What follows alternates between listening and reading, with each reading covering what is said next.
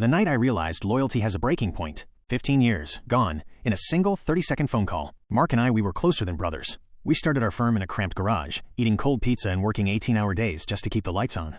I was the one who pulled the all-nighters with him, the one who stepped up as the best man at his first wedding, and the one who helped him rebuild after everything fell apart. But then came Elena. 2 days before our company's 10-year anniversary gala, Mark calls me. His voice was shaky. He told me I wasn't welcome at the event anymore. He wouldn't give me a straight answer, just kept saying it was for the best and that things were complicated. I was floored.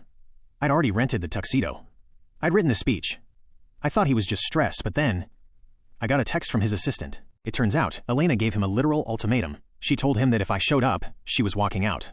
She said he talked about me too much, that he credited me for too much of his success, and she couldn't stand being in my shadow on their big night. The worst part? Mark, he actually listened to her. I showed up anyway. Not to cause a scene, but because I needed to see it for myself.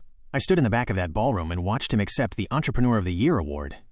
He looked right at me, and his face, it just dropped. He looked guilty, but he didn't say a word. I walked right up to the head table during the toast. The room went dead silent.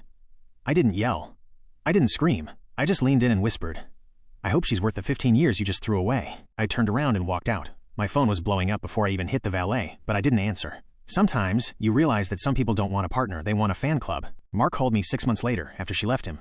I let it go to voicemail. Some bridges you just can't rebuild.